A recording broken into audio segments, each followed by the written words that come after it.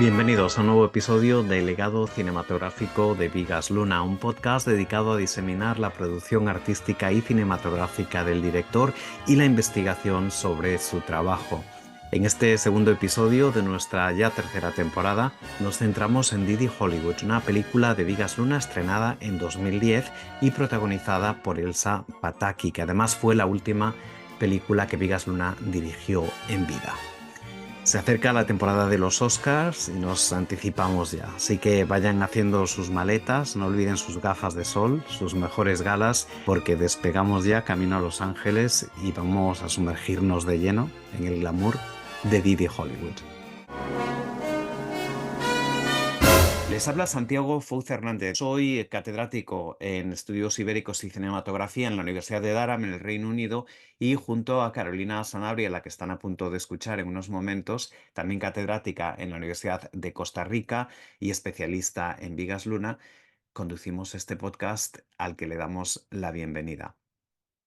Antes de comenzar nuestra mesa redonda, como venimos haciendo esta temporada y lo haremos a lo largo de los próximos 15 episodios, vamos a cubrir cada una de las 16 películas de Bigas Luna, además de la película póstuma de la que ya hablamos en el primer episodio.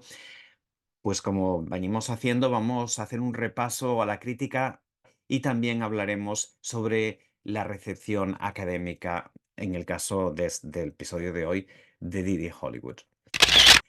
Querría empezar hablando, de hecho, sobre la recepción crítica, digamos, en la prensa nacional.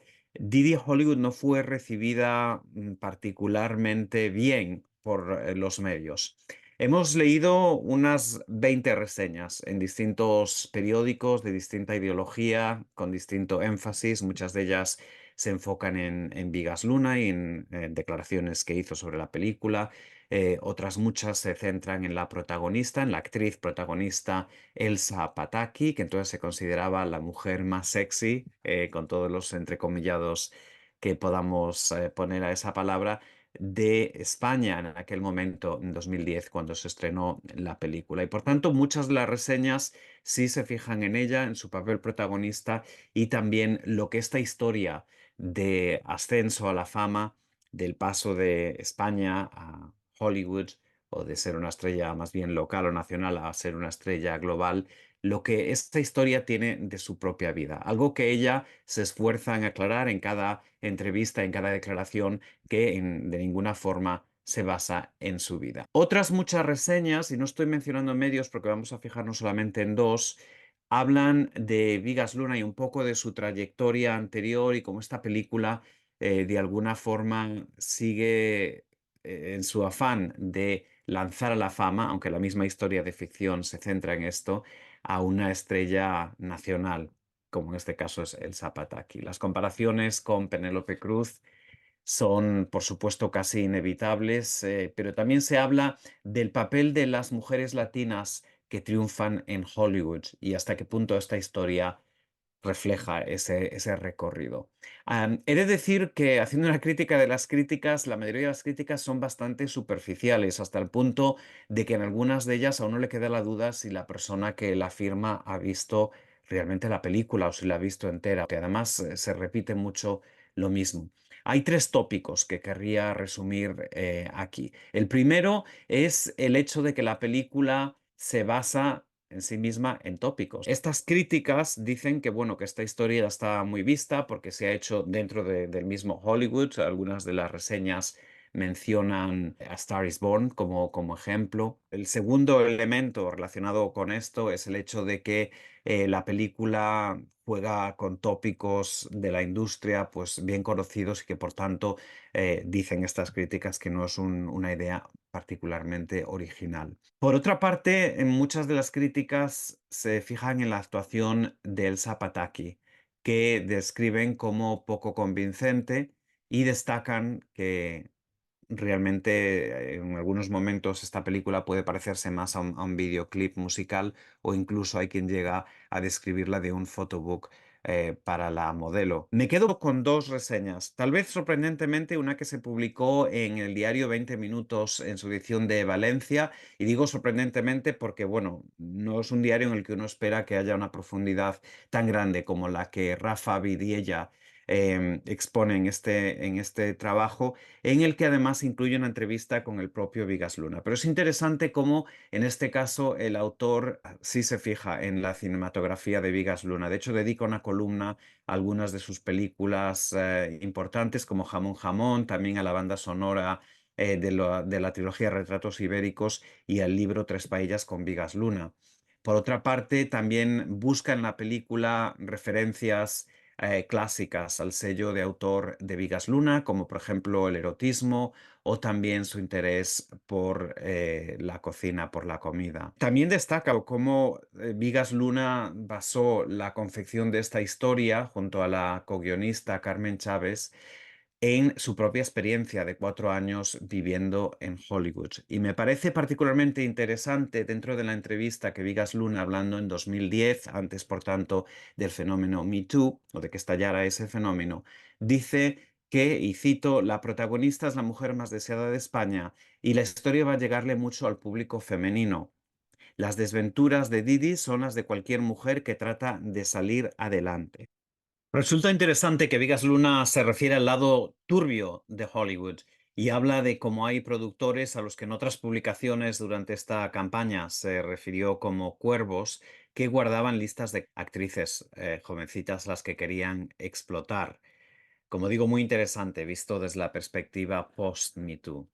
En el repaso a la prensa, la otra cosa que me gustaría destacar es una entrevista con Elsa Pataky que se publicó cuando se estrenó Didi Hollywood. El 8 de octubre de 2010 salía en el suplemento del País, El País 3, EP3, un suplemento que titulaba en portada Elsa Pataky solo quiere ser actriz y dentro ya citaba a la actriz y modelo que decía nunca planeé ser famosa. En esa entrevista se habla de alguna forma los paralelismos entre la historia de la ficción y la suya propia, que ella desmiente, dice que de ninguna forma se basa en su vida real ni en su trayectoria, pero también habla un poco de cómo le gustaría que la valoraran por su actuación y no por su físico. Dice, en el contexto del titular de que solo quería ser actriz, dice, y cito, esto es una lucha constante y aún así nunca estás a gusto de todos. Mira a Penélope Cruz hasta que no le han dado un Oscar y no acabo de convencer a nadie del todo. Añade que en España se pasa muy rápido de la admiración a la envidia. Es una entrevista muy interesante en la que Pataki habla eh, en detalle de la belleza, también de sus relaciones personales, de la relación que en aquel momento empezaba con el actor Chris Hemsworth y también habla sobre su grado de desnudez o no en esta película y aclara que por contrato no se muestra nada explícito de su cuerpo, aunque sí se ven partes de su anatomía y hay escenas que pueden resultar escandalosas, en realidad no se ve nada que ella no quisiese mostrar. Con esto vamos a terminar nuestro repaso a la crítica de Didi Hollywood. Realmente no hay mucho que destacar desde ese punto de vista, solo que muchas de las críticas coinciden en criticar a la película por las razones que hemos explicado. Y doy paso a Carolina Sanabria, que va a hablar sobre la recepción académica de esta película y en concreto uno de los artículos que se escribió sobre ella. Probablemente la única crítica académica de la última película dirigida por Vigas Luna sea, y esperamos que hasta el momento, la realizada por Gonzalo Pavés para el libro de Santiago Fous Hernández, El legado cinematográfico de Vigas Luna, que editó Tirán Blanc. Pavés inicia su análisis con la inevitable comparación de Didi Hollywood con su anterior Yo soy la Juani, cuyo éxito comercial y de crítica fue contrastante. La razón podría simplificarse con que, entre otros aspectos como la actuación decepcionante de la protagonista que recogió la crítica periodística, su director parece haberse decantado por un cine más formulario y comercial. La continuidad con Yo soy la Juani viene en torno al eje de las mujeres y el éxito, en lo que pretende ser una reflexión en torno al poder cegador que ejerce la fama. Sin embargo, el punto de Pavés recae en un acertado argumento. Pese a todo, las constantes más personales del universo fílmico de Vigas siguen estando ahí, que no la hacen una obra absolutamente desvinculada del resto de su producción. En ese sentido, Pavés destaca la continuidad argumental con otros personajes femeninos del universo de Vigas, donde llega a privar una manipulación por parte de los hombres. Y asimismo hay una continuidad estilística donde se ofrece la protagonista como objeto del deseo de ciertos gustos sadomasoquistas, al igual que en Bilbao, con algunas variaciones de los planos más celebrados, como el de Leo que vierte leche sobre las piernas de María. En este caso, la imagen en cuestión aparece reelaborada a partir del total sometimiento de la joven española a la cultura americana, sustituyendo la leche por la cerveza y luego el plástico con el que el poderoso cliente embala a la protagonista. Pero además el hecho de que en gran parte de la película se hubiera ambientado en Estados Unidos introduce una variable por el lapso de 4 años en que Vigas vivió y terminó produciendo un desencanto en su visión, como se aprecia en algunas películas que el mismo Pavés comenta en su sugerente texto. Por lo anterior, Didi Hollywood no viene a ser el triste canto de un cisne, concluye, sino un filme que, a pesar de sus defectos, está engarzado al peculiar universo fílmico de Vigas Luna. Bueno, y ahora vamos a pasar a la segunda parte del episodio del podcast, que va a ser la mesa redonda sobre Didi Hollywood y en la que tendremos una conversación con nuestros invitados a los que pasamos inmediatamente a presentar. Iniciamos con Carmen Chávez Gastaldo. Carmen fue la guionista de las últimas películas de Vigas Luna, incluyendo Didi Hollywood, y es la subdirectora del Festival Internacional de Cine Infantil de Valencia. Hola, ¿qué tal, Carolina? Hola. Muy Y buena. luego tenemos a Jorge Pérez, catedrático de Estudios Ibéricos en la Universidad de Texas en Austin, y es autor del libro Fashion and Spanish Cinema, un estudio monográfico sobre la importancia del vestuario y la moda en el cine español. Hola Hola, Carolina. encantado otra vez con ambos. Albert Pascual estudió en la SCAC, donde se graduó en imagen en 1998. En el año 1997 fue seleccionado para el Máster Internacional de Kodak, impartido por Billy Williams y Laszlo Kovacs. Desde 2003 trabaja como director de fotografía en películas, documentales, series y publicidad. En el año 2004 conoció a Vigas y trabajaron juntos durante toda una década, hasta el año 2013. Bienvenido, Albert. Hola, buenas, encantado. Paso a presentar a nuestra cuarta y última invitada de hoy, Joana Granero, que es fundadora y directora de Tristana Media. Es licenciada en Derecho por la Universidad de Barcelona, máster en Teoría Política y Social por la Universidad de Londres, Birkbeck, y es también la fundadora del Festival de Cine Español de Londres, el London Spanish Film Festival, que lleva ya 19 ediciones y este año celebra su edición 20, es un 20 aniversario nada menos. También es la fundadora de Fashion and Cinema, una iniciativa que explora las relaciones entre la moda y el cine. En 2008 se le otorgó la medalla de la Orden de Isabel la Católica por mérito civil en reconocimiento por su labor por el cine español en el Reino Unido. Bienvenida, Joana. Muchas gracias. Hola a todos.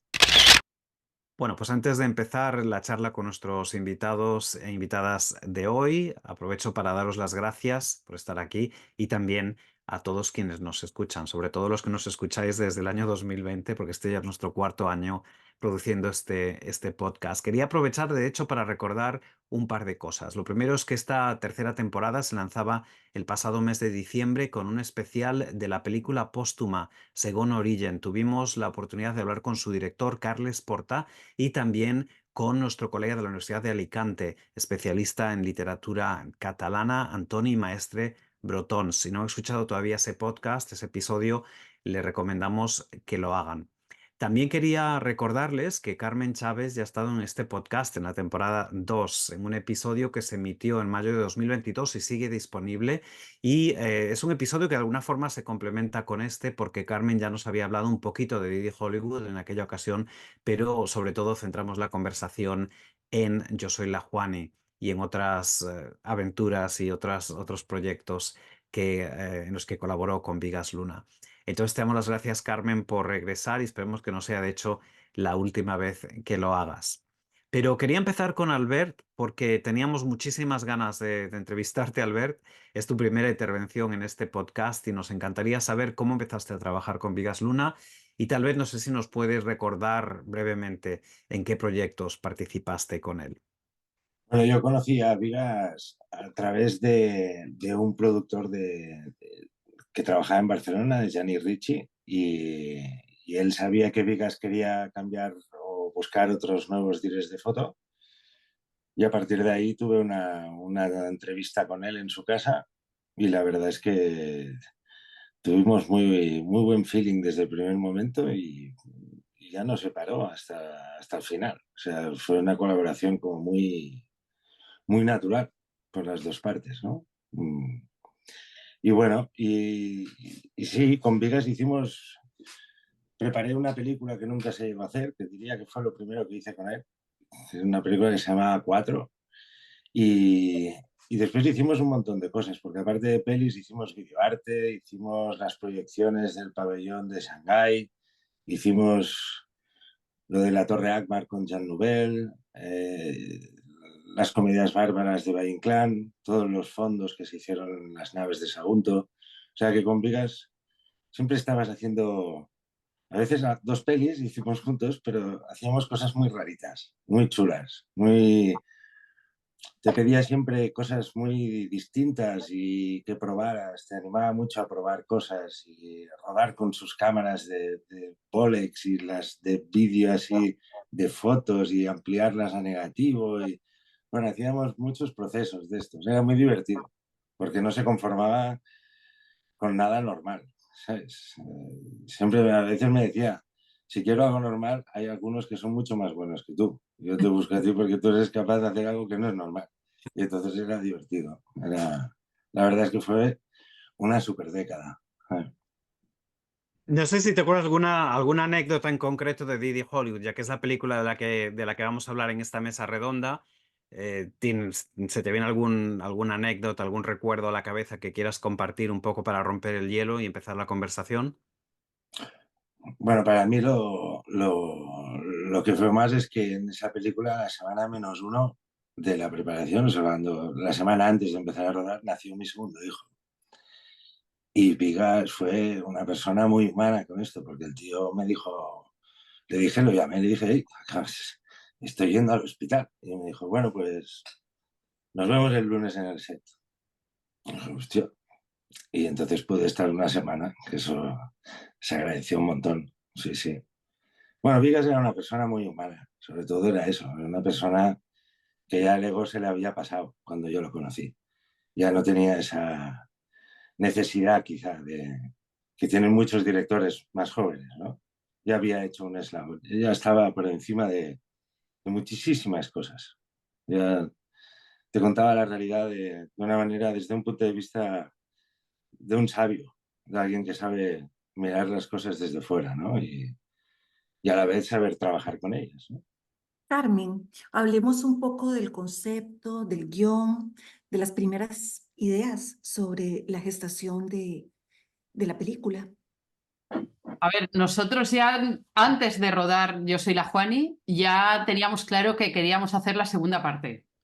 En un primer momento la íbamos a llamar Juani Hollywood, que era un poco ese salto de que ella consigue llegar a Hollywood, ¿no? Y era la continuación con Verónica Echegui y un poco la continuación del personaje. De hecho, hicimos un viaje a Los Ángeles antes de rodar y nada, luego lo que pasa es que nos dimos cuenta también que nos era muy difícil, ¿no? El personaje de la Juani llevarlo a Hollywood y que le pasara lo mismo que le pasaba a Didi. Y entonces decidimos que Elsa también, cuando fuimos a Los Ángeles, la vimos a ella, porque ella ya vivía allí, Y entonces Vigas decidió, y yo creo que fue una buena idea, coger una actriz que ya estuviera viviendo eso, ¿no? Porque nos podía aportar muchas cosas de su experiencia. Y bueno, lo que queríamos era sobre todo continuar un poco con esta idea de las mujeres y el éxito.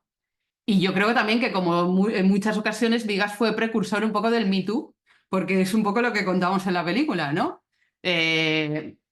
Entre comillas, un poco quizá consentido por ella, pero es un poco esta vorágine en la que muchas actrices jóvenes pues se ven metidas porque tienen mucha ambición, ¿no? Y yo creo que es lo que le pasa al personaje, que se ve metida en muchas cosas oscuras en las que ella no quiere entrar, pero que su ambición por llegar a ser una estrella del cine pues le hace meterse ahí, ¿no? Entonces, Carmen, a nivel de continuidad entre las dos películas, un aspecto muy interesante que acabas de comentar tú es el cambio de actriz. Y yo creo que eso, para los que seguimos de cerca la carrera de Vigas Luna en su momento, durante su vida, y desde entonces, pero desde luego que en aquel momento recuerdo haberme quedado muy sorprendido que cambiase la actriz, porque yo estaba leyendo un poco las ruedas de prensa de Yo soy la Juani y la idea era que la actriz iba a seguir durante toda una trilogía, ¿no? De las mujeres y el éxito. Y entonces hubo este cambio. No sé si quieres hablar algo más de esa decisión. Bueno, ya te digo que fue un poco mezclado. Verónica también, yo creo que el éxito de Yo soy la Juani le cogió un poco desprevenida. Yo creo que ella quizá pensó que iba a ser tan icónico, ¿no? Su personaje. Y tampoco ella tenía muy claro, no quería que se le confundiera con que se le encasillara, por así decirlo, ¿no? Y bueno, y ya te digo que también nosotros, mientras estábamos haciendo el guión, se nos hacía muy complicado meter a la Juani en Hollywood, porque era como esta chiquilla de barrio, de la periferia, consigue llegar a Hollywood. La verdad es que era un poco, no pegaba, ¿no? No, no.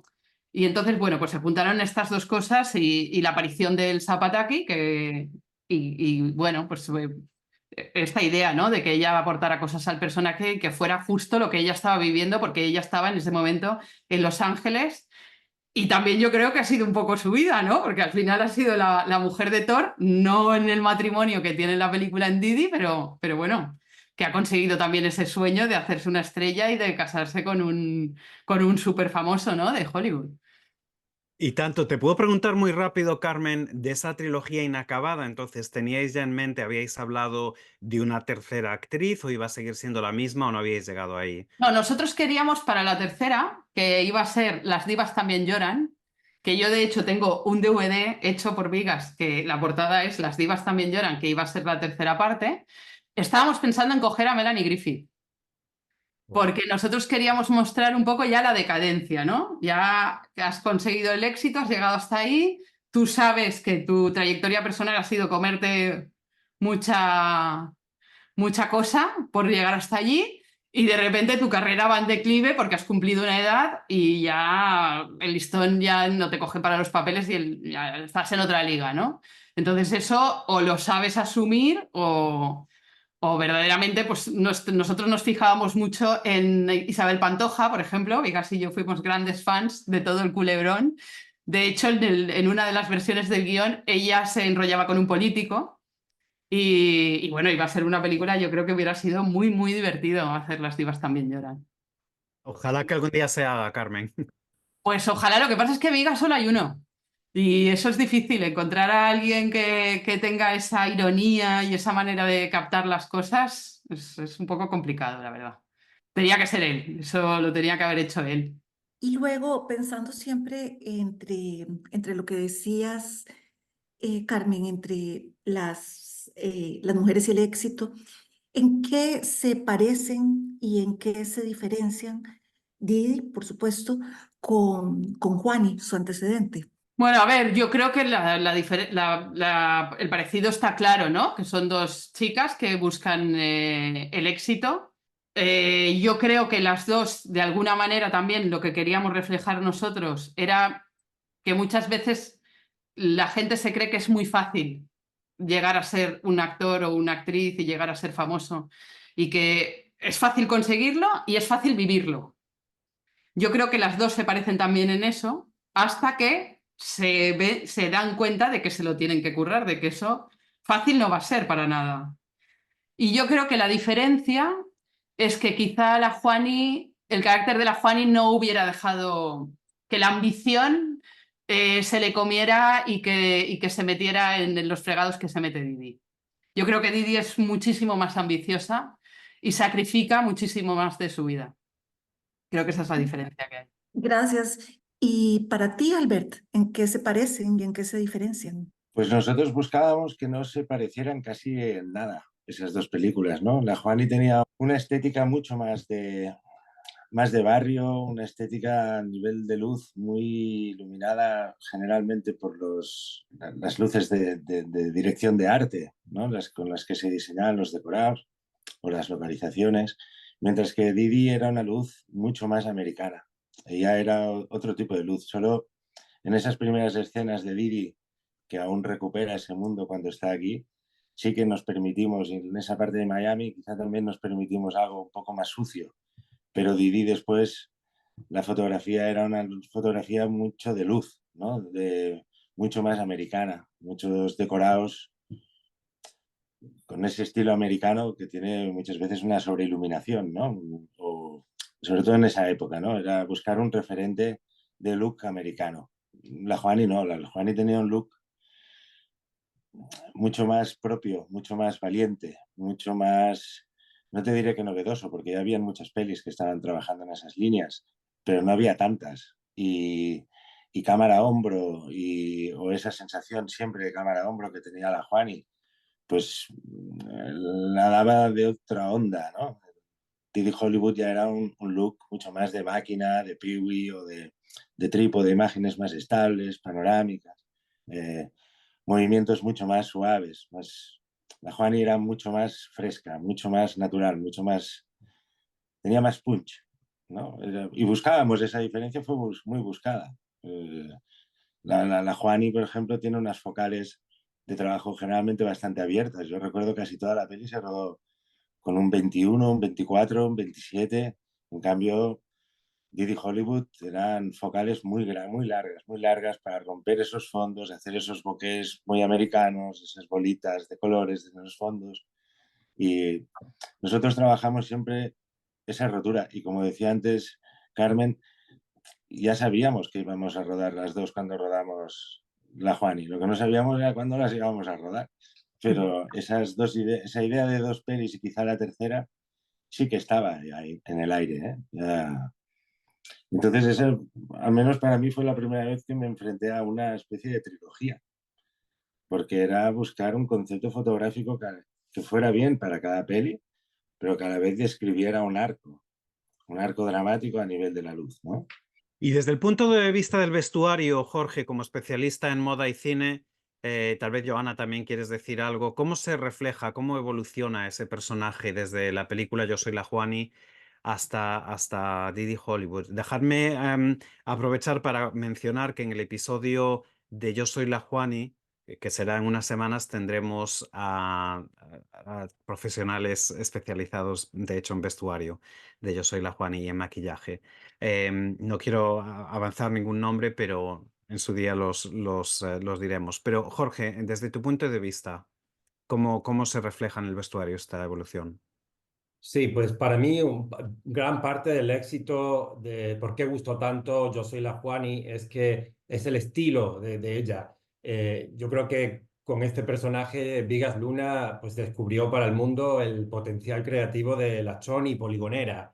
Si pensamos en el éxito rotundo de Rosalía hoy en todo el mundo, pues la Juani ya anticipaba eso en el año 2006, ¿no? Con sus pendientes de aro gigantescos. Los collares de bisutería barata, los bolsos de plástico y incluso el chándal como sello de estilo, que después Rosalía pues lo hizo famoso en el vídeo de Malamente, ¿no? Entonces, esa frescura, como decía Albert, del personaje, que tenía una fuerza impresionante, casi magnética, y además con la interpretación de Verónica Echegui, yo creo que eso se pierde un poco en el personaje de Didi, porque como ha dicho Carmen, pues es una mujer mucho más ambiciosa que quiere llegar a ser una estrella de Hollywood. Entonces, el estilo y el vestuario de su personaje, pues luego podemos ahondar un poquito más, es más buscar la diva del cine clásico. Muchas gracias por esto, Jorge. No sé, Joana, si quieres añadir algo, también pensando en momentos, digamos, clásicos de la historia del cine, alguna influencia icónica que se te venga a la mente, pensando en esta evolución y tal vez sobre todo en Didi. Creo que de alguna forma se hace un poco homenaje o se refleja lo que es el mundo del glamour y de la alfombra roja. Creo que aquí pues, se ha reflejado muy bien cómo se cuida la imagen. Esta tradición de grandes momentos del cine se entendió muy rápido. En Hollywood se entendió mucho antes, pero parte de este concepto de estrella, ¿no? Y parte de lo que ha definido a las estrellas es su imagen y por consecuencia su vestuario, un vestuario que crea una distancia entre la audiencia y la estrella, que distingue a la estrella de cualquier otra persona a su alrededor. Solo hay que pensar en la expectación que generan las alfombras rojas en los festivales, en la implicación de los grandes diseñadores de moda, en la joyería. Se trata de crear una imagen que perdure y que se convierta en un punto de referencia, situando a la estrella, la misma palabra lo dice, en alguien muy por encima del resto de los mortales. Y esta transición de Didi, de chica, que es de aspirante a estrella, en la película se capta muy bien a través del vestuario. Y dentro del cine español, Joana, ¿sería posible pensar en algunos ejemplos concretos? Sí, el más obvio, también por ser contemporáneo, quizás sería Penélope Cruz, pero también Goya Toledo. Ahora lo sería también, también el Zapataki, pero también en los años 50 y 60, actrices como Carmen Sevilla y Sara Montiel también tenían la importancia del vestuario y las joyas a la hora de manifestar su imagen pública. Y luego, pues, también habéis mencionado antes a Isabel Pantoja, lo mismo. Y bueno, no nos olvidemos también de que en los años 50 y 60, Ava Gardner pasaba mucho tiempo en Madrid, era un referente que además incorporaba el glamour de Hollywood por ser originaria de allí, era también una gran fan de Balenciaga, y estos pues son un poco referentes que han hecho mella en bueno, lo que es la imagen de las estrellas españolas. Que se complementa, por cierto, con el maquillaje tan pronunciado, ¿verdad? En algunos Sí. casos. Sí, sí, sí, sí. Siempre va uno con otro. La imagen, ¿no? El maquillaje, peluquería y vestuario. Mm. Me pregunto, Carmen, como guionista, si desde tu punto de vista, cuando estabas haciendo la investigación para este guión, si se tuvieron en cuenta estos referentes de Hollywood, del glamour más clásico. Nosotros tuvimos mucho en cuenta a Sara Montiel. La verdad es que fue un referente que teníamos por ser una de las actrices que se fue a Hollywood y que más éxito consiguió. De hecho, cuando volvió de Hollywood, que se casó con un americano, con Anthony Mann, y cuando volvió fue la única española que cobraba 1 millón de pesetas por rodaje, que era eso para la época una pasada. Y luego nos fijamos también mucho, Vigas me llevó a conocer a María Martín. Vivía en una residencia en Almería y ella también nos contó muchas cosas porque ella también había estado un poco en Hollywood. Sara Montiel también la conocimos porque de hecho Vigas y yo tenemos un guión que hicimos para hacer un documental sobre ella, que al final no pudimos rodar, que era un poco pues contando su experiencia en Hollywood. Y bueno, desgraciadamente no lo pudimos rodar y además, casualidades de la vida, los dos murieron el mismo día, Vigas y Sara Montiel. ¿Y en qué otros momentos de la película eh, podría ser importante el vestuario? Jorge, Joana. Sí, yo creo que el vestuario es importante en toda la película ya desde el principio, ¿no? Que se marca un contraste muy claro entre el vestuario de Diana como camarera en Valencia, que lleva unos vaqueros y una camiseta blanca de algodón básica, y el look que abre y cierra la película, ¿no? En esa premiere en Valencia, que ella lleva ese vestido fabuloso, metalizado, con adornos como de pedrería y así con corte tipo sirena. Creo que estaba hecho, si no me equivoco, por Paco Rabanne. Y sobre todo por las joyas que complementaban ese look, que eran unos pendientes de alta joyería cedidos por la marca suiza Chopard y hechos de diamantes, y el brazalete también de diamantes. Y obviamente, como ha explicado Joana, era un look de glamour, de alfombra roja, de estrella de cine clásica, pero además, en mi opinión, como espectador, reforzaba o refuerza el paralelismo o la reminiscencia del personaje de Didi, y Carmen ha dicho que se inspiraron en Sara Montiel. A mí me recordaba mucho a los primeros años de Penélope Cruz en Hollywood. Y digo que refuerza esa reminiscencia porque Penélope Cruz, para los momentos importantes de alfombra roja, siempre escoge joyas de Chopard, porque de hecho creo que fue imagen de la marca, al menos durante una época. Incluida la noche en que recibió el Oscar por su trabajo en Vicky Cristina Barcelona, llevaba joyas de Chopard. Entonces yo no sé si eso fue una decisión consciente del equipo de producción de Didi Hollywood, pero a mí como espectador es que enseguida hice esa conexión. Absolutamente casual. Oh, casual. Sí, Sopar fue absolutamente casual. Sí, no fue premeditado. Pero Pero mira, como, casa, ¿eh? Casa perfecto con lo que pero como cuentas. espectador, para mí era como, wow, esto estaba como elegido perfectamente. De hecho, siguiendo la pregunta del comentario que hizo ahora Jorge, yo iba a preguntarle a Carmen precisamente, y antes mencionabas, Carmen, también a Penélope Cruz, y bueno, hasta donde puedas contar o quieras contar, no sé hasta qué punto, teniendo en cuenta los inicios de Penélope Cruz en Jamón Jamón con Vigas Luna, sí hasta, y luego su éxito en Hollywood, ¿no? No sé si esto formó parte también de la inspiración para el guión, estaba No, sobre la mesa o no. no específicamente. La verdad es que nosotros, yo también en aquella época conocí a Asunta Serna, por casualidades hice una cosa en Bolivia y la conocí, y Asunta Serna también había estado en Hollywood, también me contó un montón de cosas de cuando ella intentó hacer carrera en Hollywood. Yo creo que hay muchas actrices al final, de manera lógica, que han intentado dar el salto allí y bueno, todas fueron referentes, la verdad, todas las que sabíamos y de las que podíamos tirar un poco, pero no específicamente. Sí, de hecho, la misma Elsa Pataky, su actuación es, eh, es como simbólica. Eh, ¿Qué podríamos decir de eso, Karma? Claro, Elsa, por ejemplo, sí que fue absolutamente premeditada, porque nosotros sabíamos que ella estaba en Los Ángeles intentando conseguir ese sueño. Entonces, ella sí que todo lo que nos aportó, los castings a los que iba, un poco, pues cómo era su vida allí, ¿no? El mundo en el que se envolvía, todo eso nos servía de mucho. Por eso quisimos coger a Elsa. Lo que pasa es que nos anticipamos. Yo creo que en la cinematografía, en la filmografía de Vigas siempre hay una anticipación a lo que pasa después, porque luego casualmente ella, pues como decía antes, ha tenido muchas de las cosas del personaje de Didi, ¿no? En su vida.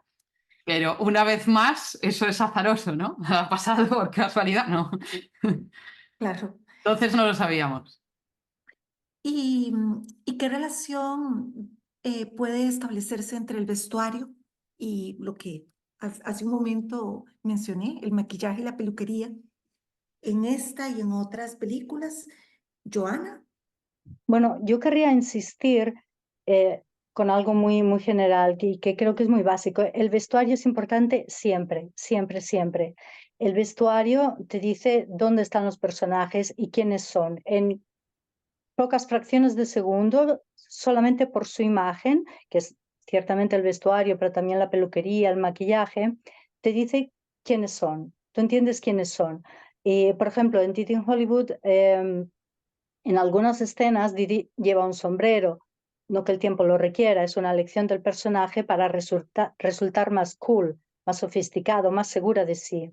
Los vestidos metálicos que usa una vez que ella es famosa y a los que hacía referencia también Jorge, hacen referencia al glamour de los vestidos metálicos que Paco Rabanne creó y famosas como Brigitte Bardot, Françoise Hardy o Audrey Hepburn hicieron famosos, mientras que durante su viaje a este Hollywood de sus sueños, su vestuario es mucho más sencillo, es cool pero accesible. ¿Y tú, Jorge, qué nos podrías decir a ese respecto? Sí, yo creo que, como dice Joana, el maquillaje y la peluquería van unidos al vestuario y tienen una importancia fundamental. Y para mí nos cuentan la evolución del personaje de Didi, porque al principio de la película ya lleva el pelo bastante descuidado, con una coleta así un poco informal. Y después cuando conoce a Robert, se suelta el pelo, que para mí es como un poco denota un cambio de rumbo en su suerte profesional y personal. Después, cuando se hace famosa, empieza a aparecer con unos recogidos sofisticados, hasta llegar a ese look final en la premiere de la película en Valencia, que lleva el pelo peinado hacia atrás, de forma tirante, recogido en una cola y con un acabado húmedo que le da así como un efecto de brillo. Es un clean look, así que le deja la cara al descubierto, un look muy limpio, sofisticado, elegante, de nuevo, que irradia glamour, de alfombra roja, pero para mí significa más todavía porque en combinación con la elección del maquillaje, lleva unas sombras de ojos muy oscuras y creo que reflejan un poco el estado de ánimo del personaje en ese momento. Es cuando está en una crisis total, se siente fatal porque ha traicionado a su amiga, no le ha ayudado, porque ha traicionado sus valores, porque se ha vendido al éxito. Entonces, ese vacío interior yo creo que están reforzados por la falta de movilidad del pelo, que está totalmente pegado. La falta de movilidad con la falta de vida del personaje y la oscuridad del maquillaje con la oscuridad de su estado interno. Y hay otro momento en la película en que yo creo que el maquillaje es fundamental. Hacia mitad de la película, cuando se consuma el fracaso amoroso con Robert por su culpa, por haberlo traicionado, está a punto de tirar la toalla, volverse a España y Nora, esta amiga, le pone un pintalabios rojo delante y le dice, no, no, no, nada de tirar la toalla, tienes que seguir luchando. Desde que he llegado solo he conseguido un papel de mierda y arruinar mi vida. ¿Y qué es lo que esperabas? ¿Un cuento de hadas? ¿La pobre niña española que llega y conquista Hollywood? No me hagas reír. Ahora es el momento de luchar de verdad. No sé ni cuántos días llevas sin vestirte. Con este pelo no te van a agarrar para nada.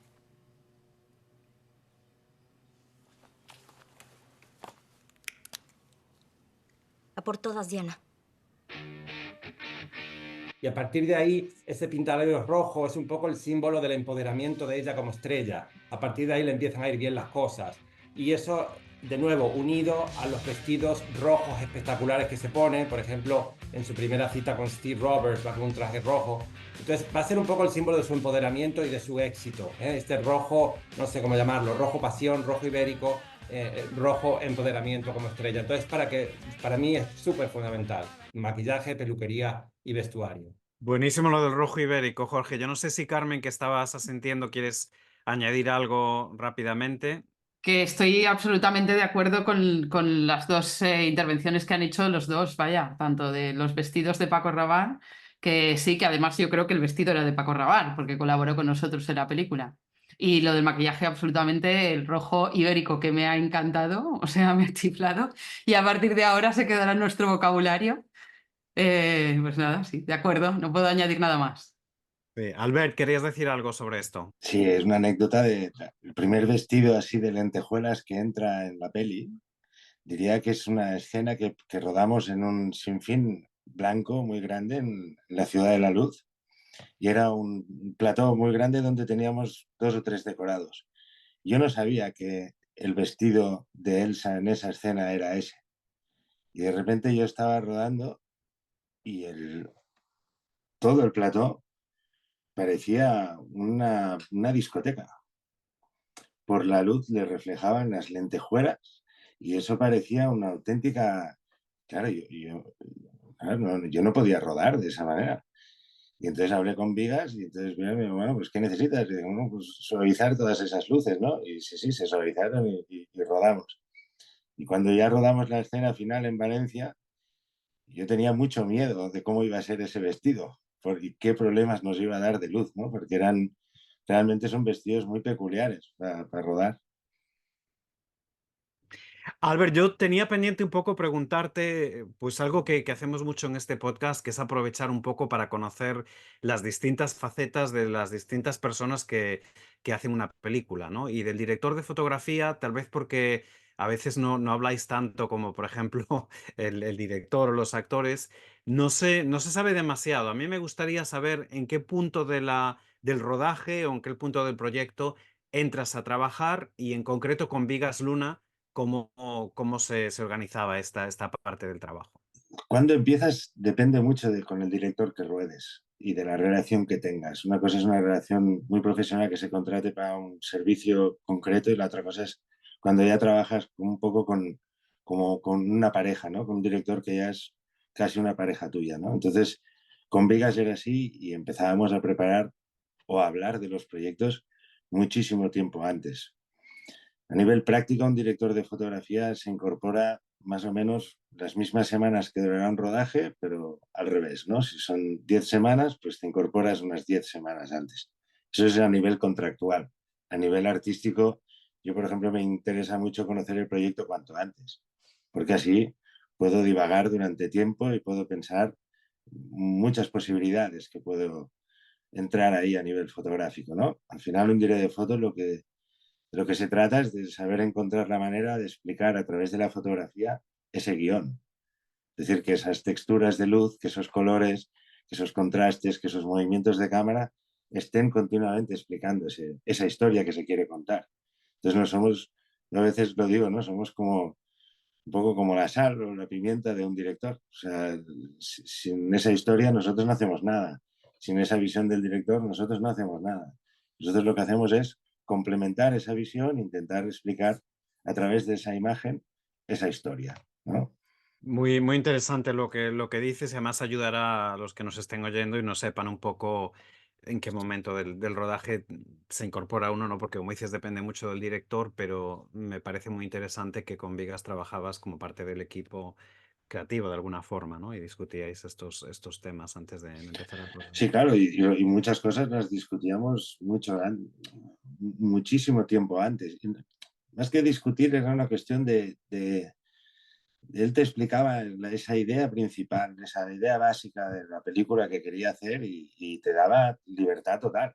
Yo siempre he dicho que con Vigas mi trabajo era muy difícil porque me daba toda la libertad. Lo que no le gustaba, ya te lo decía, ¿eh? Pero te daba toda la libertad creativa.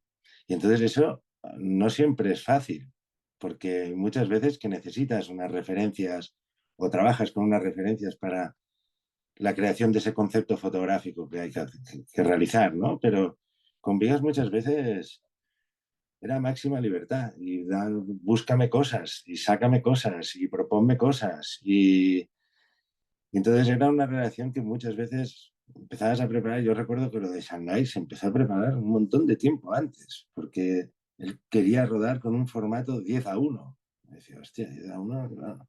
La evolución técnicamente de eso duró meses, porque no era nada, estábamos haciendo algo que no se había hecho nunca. Entonces, siempre tenía cosas así, Vigas, y era un lujo, porque tener tiempo para preparar, cuesta lápiz y papel, es muy barato para las productoras, pero sigue sin entenderse. Y sobre todo en este país. En este país se prepara demasiado poco. En otros países, yo he trabajado en bastantes países, la preparación es una fase muy importante. Aquí somos un poco valientes. Nos tiramos al ruedo muchas veces casi de maneras un poco peligrosas, ¿sabes? Y entonces es bonito cuando te encuentras a un director que te deja preparar, que te deja dudar, que te deja presentar ideas que no llevan a ningún sitio porque forman parte del proceso y sabe entenderlo y te sabe apoyar en esas decisiones. Hostia, es un lujo. A mí esa confianza visual que yo tenía con Vías no la he vuelto a tener con ningún otro director. También yo creo que los dos éramos muy zurdos y eso ayudaba un montón. Y parece una tontería, pero es algo muy importante a nivel compositivo, a nivel de por dónde entraban las luces, a nivel de muchas cosas era algo que nos unía un montón también, ¿no? Y sobre todo esas ganas de no hacer lo que ya estaba hecho, sino querer ir siempre algo un pasito más allá, el aportar algo más. No mucho más, pero sí el aportar algo más a eso.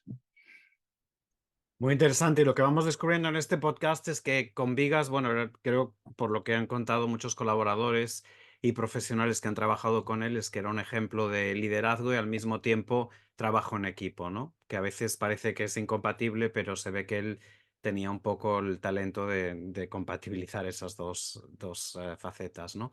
Pero Bueno, encima, perdona que te interrumpa, pero es que no solo era eso, sino era la forma con la que lo hacía. Eso era clave, eso era lo que le ha hecho para mí distinto, porque era un director que lo controlaba un montón de cosas desde una calma, desde una profundidad, haciendo muy poco sabía cómo se solucionaban las cosas, ¿no? Entonces, eso era una sabiduría. Saber decir, hacer lo que decías es algo que muchos saben hacer, pero el cómo lo haces es muy distinto, y más en la escuela donde venía España en ese momento. Era una escuela, la del cine, muy dura, con un lenguaje duro, con unas formas duras. Y Vigas era como un balón de oxígeno ahí.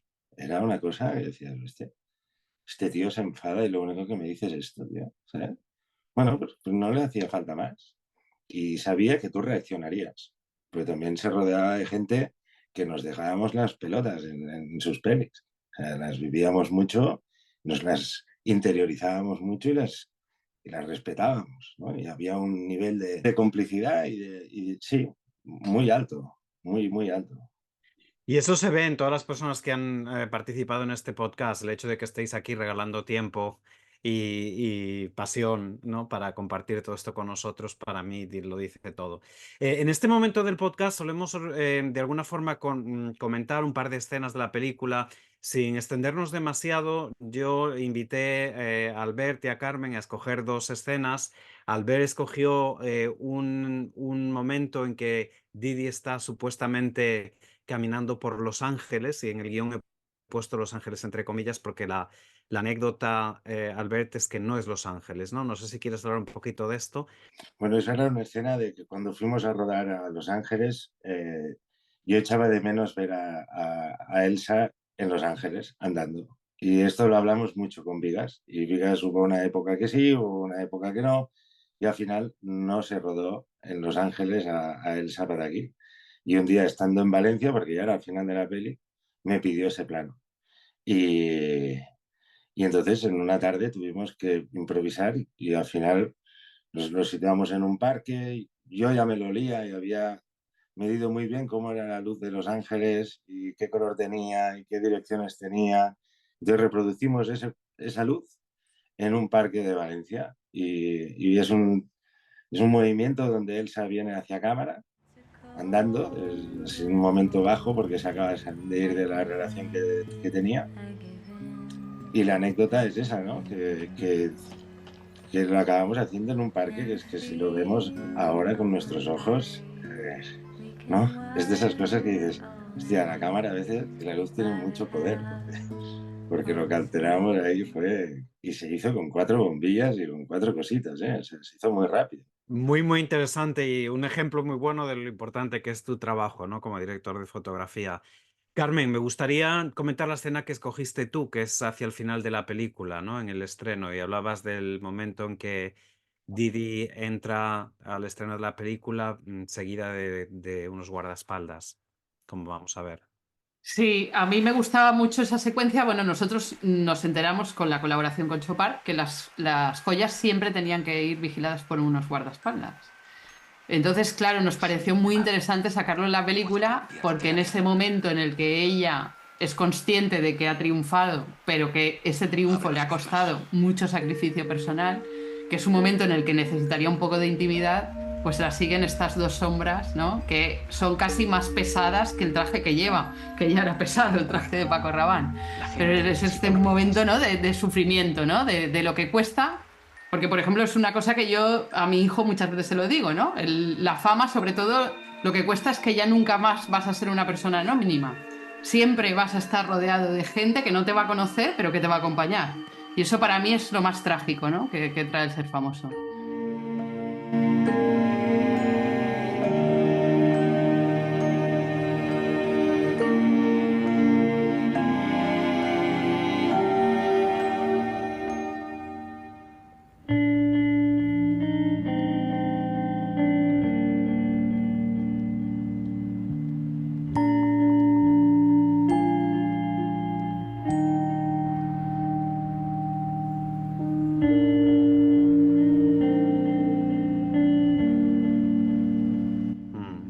reflexión, además muy conectada con el mensaje de la película, ¿no? Gracias, Carmen.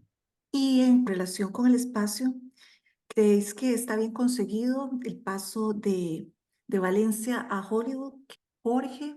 Bueno, para mí, en realidad, bueno, que me corrijan Albert y Carmen, pero para mí los espacios de la película están presentados con trazos muy amplios y enfocándose en lugares icónicos de cada ciudad, un poco los lugares reconocibles turísticos, ¿no? De Valencia vemos el Hemispheric, esa fabulosa sala de proyecciones neofuturista que fue diseñada por Calatrava y que tiene la forma ovalada, así como si fuera un ojo, y que por cierto Gonzalo Pavés creo que interpreta como un homenaje de Vigas a Buñuel, por el ojo de un perro andaluz, un homenaje muy bonito.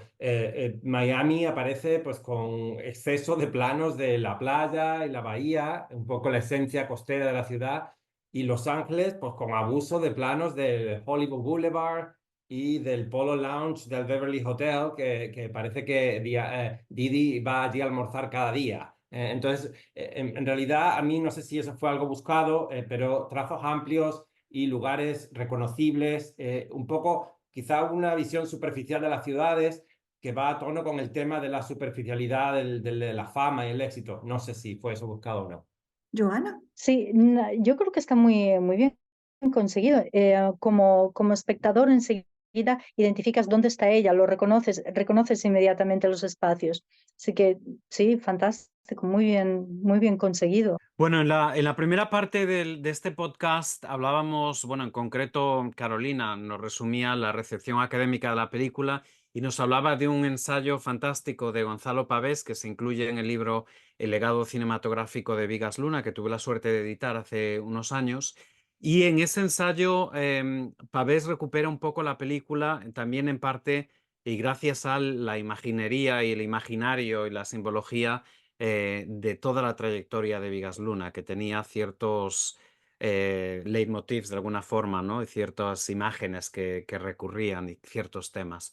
Yo me pregunto, pensando sobre todo en Carmen, pero tal vez Albert también tiene algo que decir desde el punto de vista de la fotografía, ¿hasta qué punto esta película Didi Hollywood entra en comunión con la filmografía de Vigas Luna desde esa perspectiva? Y en concreto, Carmen, yo me pregunto si a la hora de hacer el guión esto es una pregunta un poco egoísta porque como estudioso de Vigas Luna, pues uno no sabe si esto son cosas que vemos nosotros o que están ahí premeditadas, ¿no? O sea, evidentemente eran cosas que le gustaban y le interesaban, pero hasta qué punto era algo que de alguna forma se insertaba de forma consciente.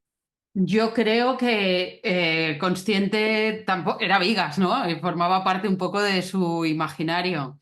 Creo que una de las cosas pues, que estábamos hablando ahora, por ejemplo, de los decorados, Vigas rodó también Angustia y le encantó rodar Angustia como si fuera Los Ángeles, pero sin embargo era Barcelona. Y en este caso, pues era Didi Hollywood es Los Ángeles, pero en realidad era Valencia y la Comunidad Valenciana, ¿no? Entonces ya hay un paralelismo en su filmografía.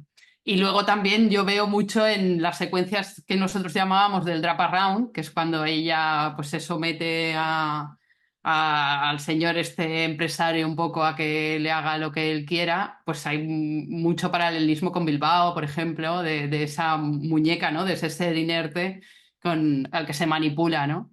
Muy buen ejemplo. Albert, no sé si se te ocurre algo desde el punto de vista de la fotografía, alguna imagen recurrente. Tú trabajaste más bien en las últimas películas de Vigas Luna, pero ¿era algo que se tenía en cuenta? ¿Lo habías comentado con él o salía simplemente? Todo lo que hacía Vigas a nivel visual era algo que estaba trabajado.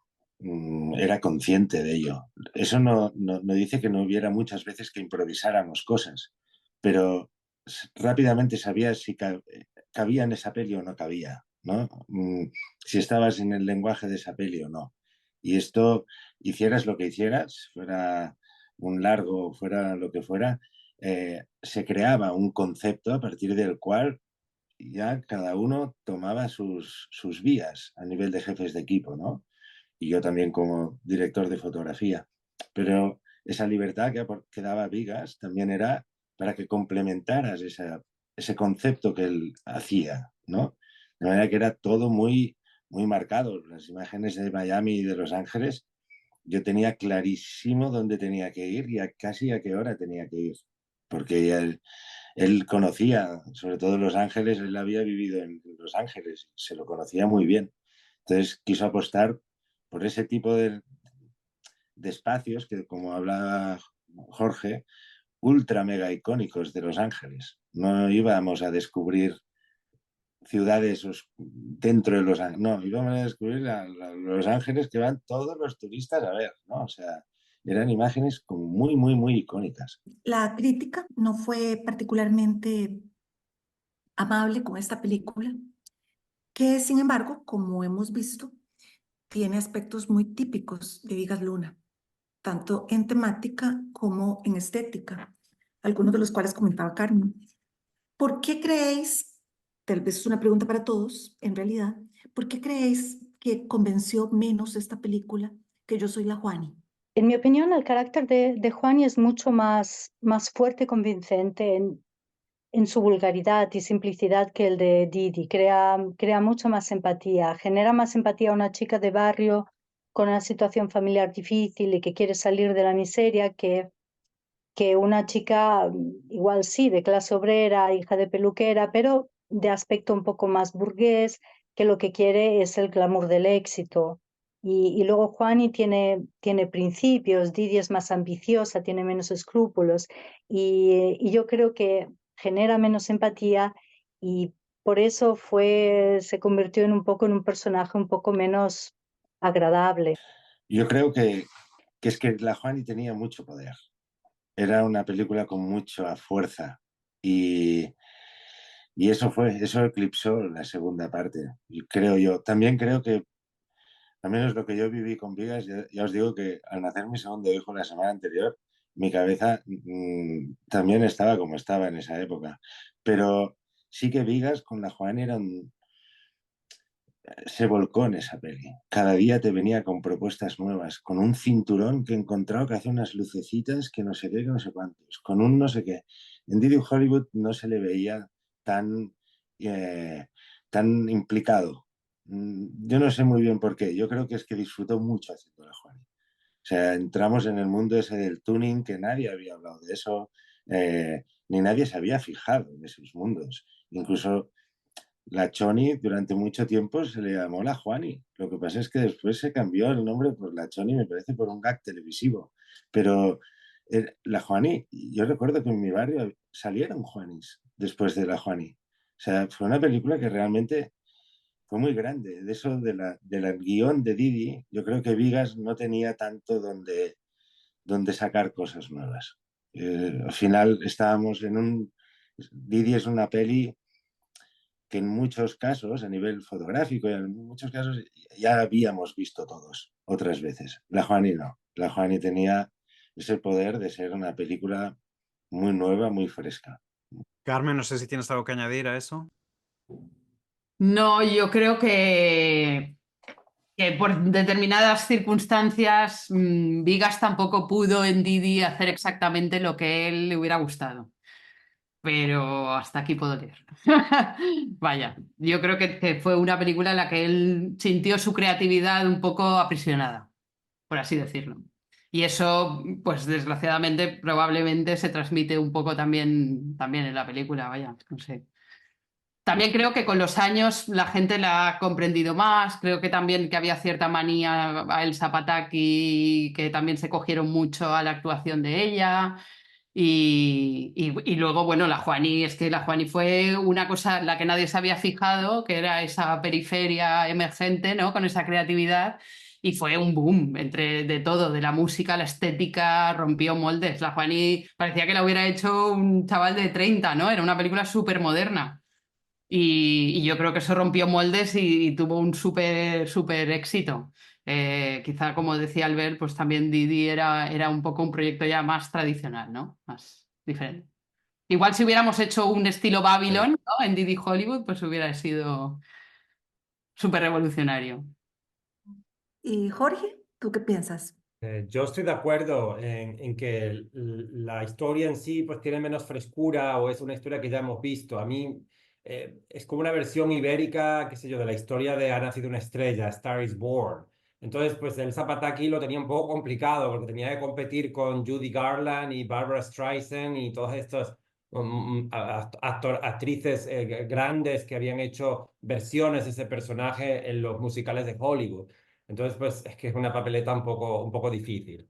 Mientras que la Juani, como habéis comentado, pues es que era súper fresca y una fuerza magnética y algo que no se había visto antes en el cine. Perdona, que hay una cosa que la Juani no acabó de reventar la taquilla, porque en ese momento en España había una cantidad de descargas ilegales de Internet altísima.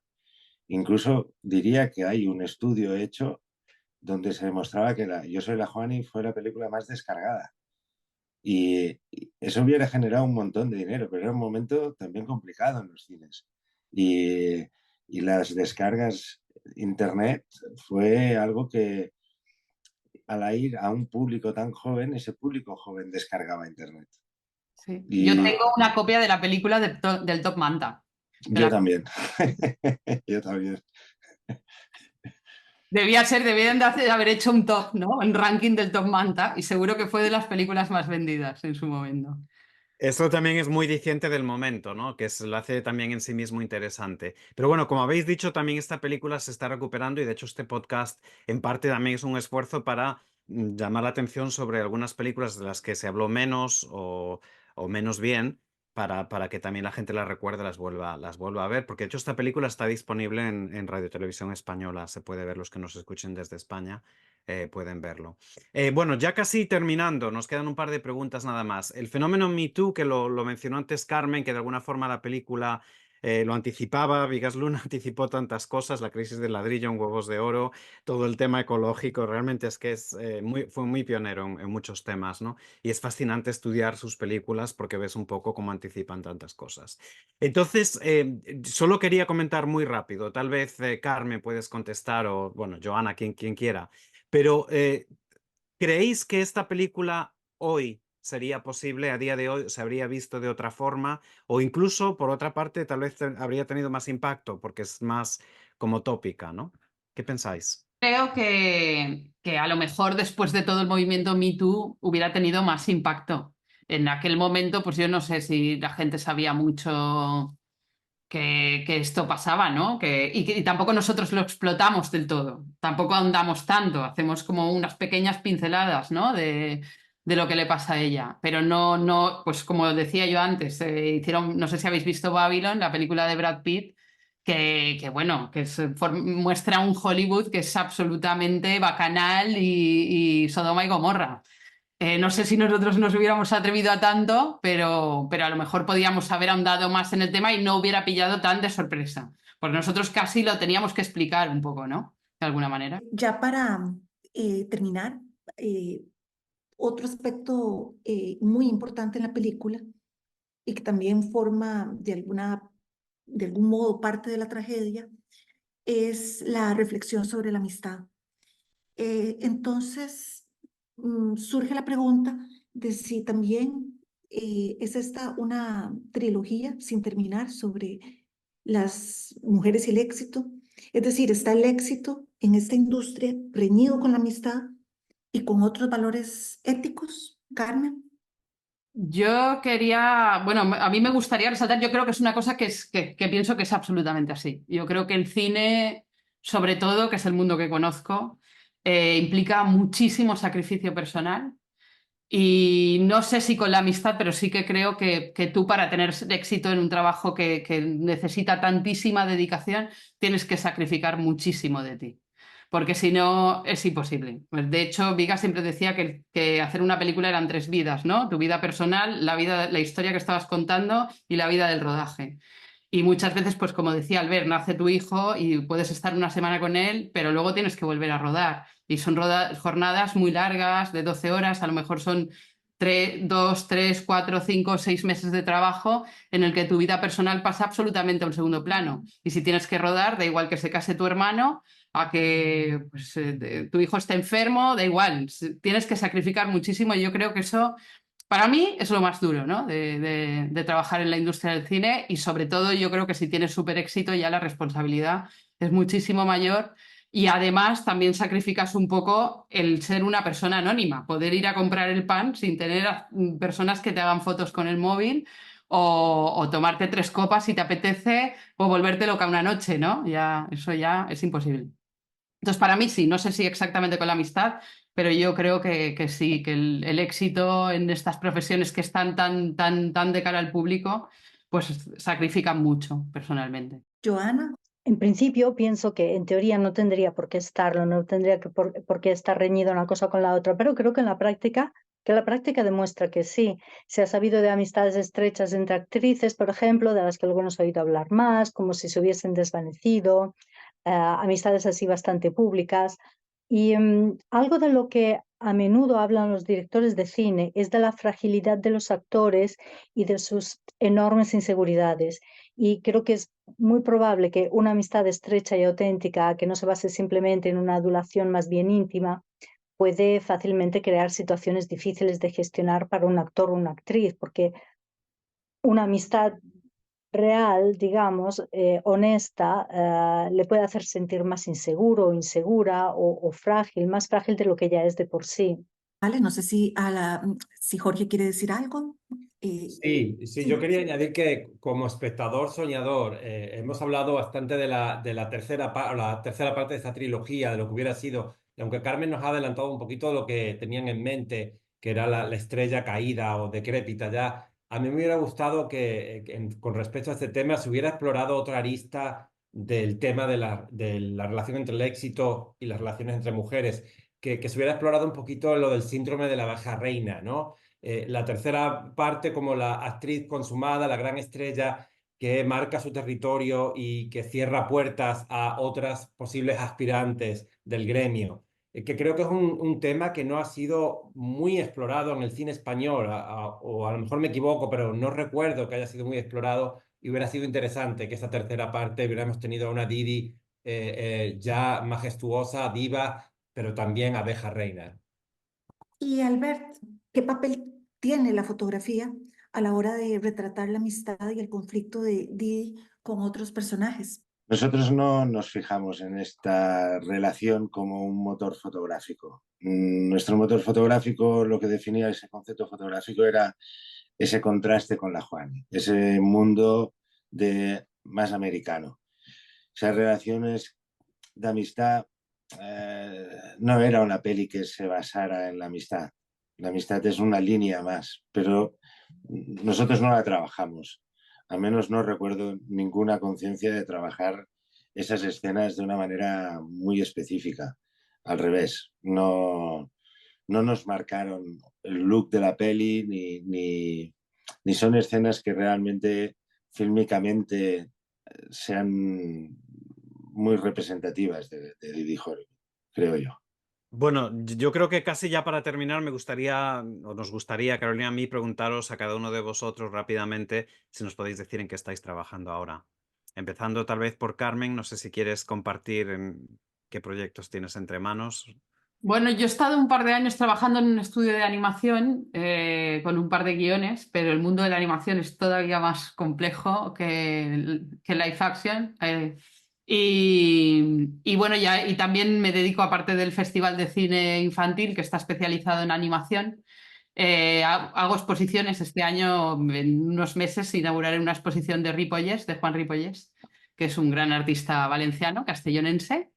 Y nada, pues un poco yo me dedico sobre todo a todo el mundo cultural que puedo, últimamente más en Valencia, y a escribir cuando puedo y cuando me dejan.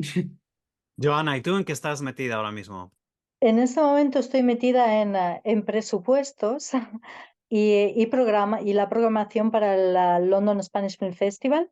Este año celebramos el 20 aniversario, así que se prepara algo bastante intenso. Será en el mes de septiembre y también estoy trabajando en la organización del 14º Spring Weekend del festival en abril. Y también en la programación de eventos para este año de Fashion and Cinema. El primero será el 25 de febrero y estará con nosotros la diseñadora de vestuario Janty Yates. No conoceréis su nombre, muy probablemente, pero conocéis su trabajo porque lo habéis visto en prácticamente todas las películas de Ridley Scott, La última Napoleón, entre otras. Y bueno, así me mantengo ocupada. Eh, Albert, ¿en qué estás trabajando ahora mismo? Pues yo ahora mismo estoy empezando a preparar una serie para Amazon y en la fase de preparación estoy y acabando una película que se estrenará ahora dentro de poco que se llama El bus de la vida de Ivonne Cormenzara y también acabando una serie de Netflix con Oriol Pablo que al final he estado bastantes meses ahí también metido y la verdad es que este año está siendo un año rellenito. Que dure. Eso. Por último, Jorge, ¿en qué estás ahora? Pues yo ahora estoy escribiendo un libro monográfico sobre la cultura del estrellato y la fama en España y un poco explorando el desarrollo espectacular de esa cultura que está alcanzando pues, a otras facetas de la sociedad, más allá de las industrias del espectáculo y del entretenimiento, más allá del cine, la televisión o la música. Y pues ahora la celebridad es importantísima en el mundo de la política, de la cultura culinaria, de los deportes, incluso de la academia. Entonces me estoy enfocando en celebridades de origen español, pero con proyección global, así como Rosalía, Rafael Nadal, el cocinero José Andrés o la influencer Georgina Rodríguez, y explorando un poquito qué significa eso para la España contemporánea. Pues muchas gracias, Jorge, y a todas y a todos por el tiempo que nos habéis regalado, que es mucho, más de una hora, para que después digan que no hay que hablar de Didi Hollywood, uno de los episodios más largos del podcast hasta ahora. Y tendremos otro episodio bastante consistente sobre la película que ha salido a relucir hoy bastante, que es la anterior, porque vamos en orden cronológico inverso en principio. Y la siguiente será Yo soy la Juani. Os damos las gracias, Carolina Sanabria y yo, de nuevo por estar aquí. No sé, Carolina, si quieres decir unas últimas palabras y despedimos. No, realmente ha estado fenomenal y también quería agradecer a todos. Ha sido muy, muy, muy enriquecedor todo lo que uno llega todavía a conocer a estas alturas del mundo fílmico de Vigas Luna. Y gracias a Alberta, a Joana, Jorge y a Karma. Gracias, ha sido un placer, de verdad. He aprendido más cosas nuevas. Siempre un placer. Gracias. Igualmente, un placer escuchar todas estas anécdotas que no conocía obviamente como espectador y que enriquecen. Ahora voy a tener que ver la película otra vez. Bueno, pues muchas gracias por volver a estar un rato en la atmósfera Vigas. Siempre hasta rejuvenece y todo, ¿sabes? Es un placer. Muchas gracias. Y un placer para nosotros veros hablar con tanta pasión y se ilumina la cara de todos los que habéis colaborado con él. De hecho, ahora escuchando Karma, estaba con unas ganas de ver la película que no se hizo de Las divas también lloran, que ojalá Ojalá, se pudiera ojalá. recuperar. Yo De cada vez que veo la portada del DVD hecho, me acuerdo. La tengo en mi DVD-teca, tengo ese DVD de una película inacabada. Ojalá se pudiera de alguna manera, de alguna forma. Bueno, pues con ese pensamiento sobre las mujeres y el éxito de esta trilogía inacabada de Vigas Luna, de la que seguiremos hablando en el próximo episodio, les decimos hasta la próxima. Gracias a quienes nos escuchan y nos siguen.